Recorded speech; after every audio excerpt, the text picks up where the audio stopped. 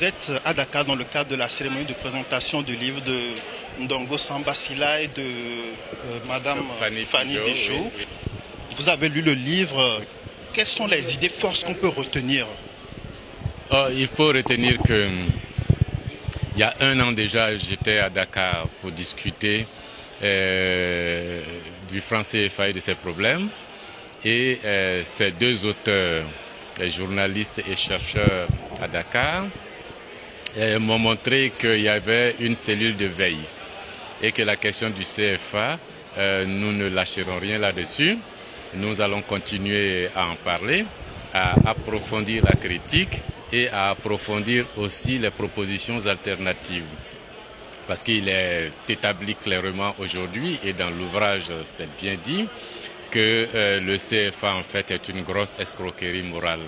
Il reste maintenant à faire en sorte qu'à défaut de convaincre les chefs d'État des pays de la zone franc à s'engager dans une sortie de ce système, à être pédagogique, à parler aux populations, à parler aux commerçants, à parler aux opérateurs économiques, à parler aux agents économiques de ces pays pour que cette opinion se soulève.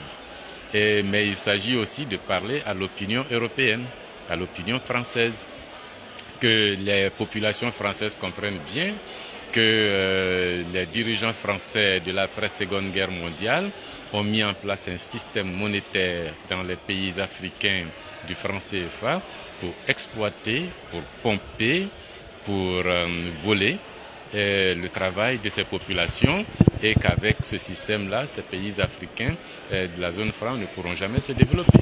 Dans le même temps, certains chefs d'État comme le président de Côte d'Ivoire, Alassane Ouattara, disaient un jour dans un entretien que le CFA c'est une bonne monnaie, c'est une monnaie qui est adaptée aux économies africaines. Et oui, il a été gouverneur de la Banque centrale.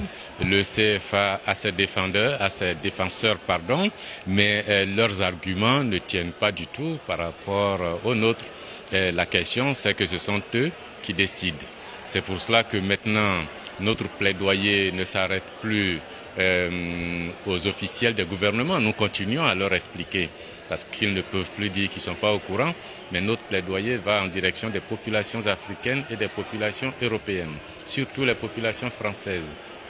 Est-ce que vous savez que votre gouvernement, au quotidien, fait payer des impôts à ces populations qui sont en Afrique? Même si on vous dit en permanence que c'est l'aide que vos pays donnent à ces pays, le système du franc CFA appauvrit ces pays. Il faut expliquer aux Européens ce qui arrive avec l'euro et la crise que l'on constate en Grèce, en Italie, en Espagne, au Portugal et même en France par rapport à l'Allemagne. C'est exactement le même système qui a été imposé par le général de Gaulle et Debré et les autres jusqu'à aujourd'hui aux pays africains de la zone franc. Vous mettez ensemble des pays qui ont des systèmes productifs différents, avec un qui a un système productif compétitif de haut niveau, des produits de haut de gamme, et à côté d'autres qui ont des systèmes archaïques de production, des niveaux de compétitivité faibles, des niveaux de rendement faibles. Vous les mettez ensemble dans un système monétaire et puis vous placez entre eux un taux de change fixe. Le résultat, c'est que ceux qui sont les plus compétitifs, les plus productifs, vont pomper la richesse de ceux qui sont les plus pauvres. Et au sein de l'Union européenne, ça se voit. L'Allemagne est devenue encore plus puissante après l'instauration de l'euro, là où la structure industrielle d'Italie et de Grèce ont perdu parfois 25 à 50% de leur capacité. Les usines sont en Allemagne et puis la pauvreté dans les autres pays. C'est ce que nous vivons en Afrique depuis 1945. Il faut changer ça. Alors, monsieur le ministre, est-ce qu'à l'époque, quand la Guinée a quitté, elle a subi la répression de la France? Est-ce qu'aujourd'hui encore, la France a cette force de répression si un État se décidait à quitter tout seul la zone franc? Elle peut encore avoir le système de répression, mais il ne faut pas prendre les cas qui n'ont pas marché. Il faut regarder la Tunisie, le Maroc, l'Algérie, le Vietnam, Madagascar. Des cas ont marché. Le tout, c'est de savoir comment est-ce qu'on organise. Est-ce que la Guinée, en sortant, s'est donné les alternatives nécessaires? Peut-être pas. Aujourd'hui, Donc, tous les pays peuvent sortir individuellement ou collectivement, créer leur monnaie. Techniquement, c'est possible. Politiquement, c'est possible. La France n'a pas d'autre moyen de faire pression. Le monde est global aujourd'hui. Il faut simplement le vouloir.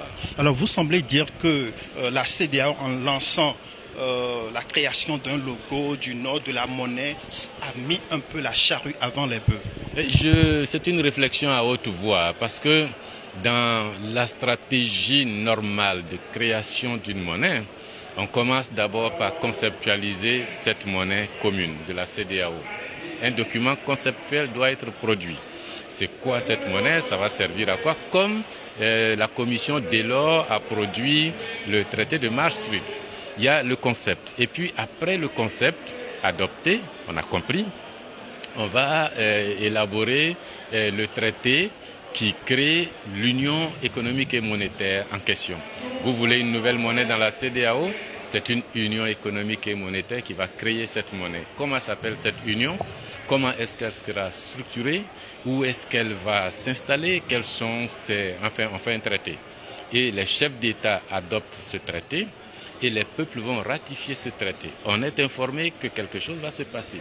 Et puis, la troisième étape, c'est de rédiger les statuts de la banque centrale qui va créer cette monnaie CEDEAO. La banque centrale, elle va se situer où? Les réserves d'échange vont se gérer comment? La parité entre la monnaie qui va être CEDEAO et les monnaies actuelles va se fixer comment? Est-ce qu'un Dalassi sera égal à un Escudo, sera égal à un CFA dans la nouvelle monnaie? Ou est-ce qu'on fait des proportions comme les Européens ont fait les proportions? Comment l'actionnariat va se présenter? Est-ce qu'on fait comme dans l'UMOA actuel où tous les pays ont le même niveau? Ou bien alors est-ce qu'on fait comme avec les Européens où l'Allemagne a un actionnariat, a un nombre d'actions plus élevé que la Grèce, l'Italie et les autres? Mais toutes ces questions doivent être discutées dans d'abord un statut de la Banque centrale avec les problèmes de change, les problèmes de réserve. Et puis une fois c'est fini, que ce traité, ce statut est adopté et ratifié, alors seulement on lance l'idée. Voilà, nos États ont décidé d'aller à la monnaie unique. La monnaie unique sera avec une banque centrale et la banque centrale vous demande comment est-ce que cette monnaie va s'appeler. Est-ce qu'elle va s'appeler le Sika? Est-ce qu'elle va s'appeler le Wari? Est-ce qu'elle va s'appeler le Kori? Et puis comment ça va se dessiner les billets, les pièces? Est-ce qu'il nous faut des billets de 100 000, des billets de 10 000, des billets de 500? Où est-ce qu'on ira fabriquer ces billets? Est-ce qu'on les fait à Guédiawaye ou est-ce qu'on les fait en Chine? Est-ce qu'on les fait à Abidjan? Et quel est l'imprimeur qui va faire? Alors on commence à réfléchir à toutes ces questions qui sont des questions finales. Mais quand la commission de la CEDEAO lance déjà un concours pour trouver le nom, le logo, les couleurs, alors qu'on n'a aucun document conceptuel, on n'a aucun traité qui crée la zone monétaire. On n'a même pas un projet de statut de la Banque centrale. Nous autres, on se dit, il y a des façons de commencer à avancer qui nous rassurent que les choses vont marcher. Quand vous commencez par vous habiller en portant votre pantalon, votre costume avant le slip, on se demande comment vous allez sortir. Avez-vous adressé ces observations à la Commission? Je les ai formulées à plusieurs reprises, mais pas à la Commission. Il se pose également la question de l'après-CFA en termes de gestion de cette monnaie. Est-ce que cette question est réglée? Ce sont les États qui doivent régler, mais théoriquement, cette question est réglée. En termes de recherche, cette question est réglée. L'ouvrage dont on vient de parler trace les voies qui sont connues. Vous voulez sortir du CFA, on sait comment il faut le faire. Qu'est-ce que vous faites en sortant, on sait comment il faut le faire. Mais enfin, il ne faut pas que les Africains s'amusent. Le Ghana à côté fait comment? La Tanzanie fait comment? Le Libéria fait comment? Le Maroc, qui est le premier gros investisseur dans les pays africains, fait comment? Quand on n'a pas envie de bouger, on trouve des alibis. La monnaie, c'est un objet de souveraineté. Dans toutes les constitutions de tous nos pays, il est dit que l'émission monétaire, la parité, relève du domaine de la loi. C'est aux hommes politiques de décider, c'est au Parlement de décider, c'est aux chefs d'État de décider, qu'ils fassent leur travail, mais qu'ils ne commencent pas à crier déjà aux difficultés qui font que travail va être mal fait, il faut déjà faire et puis on corrige.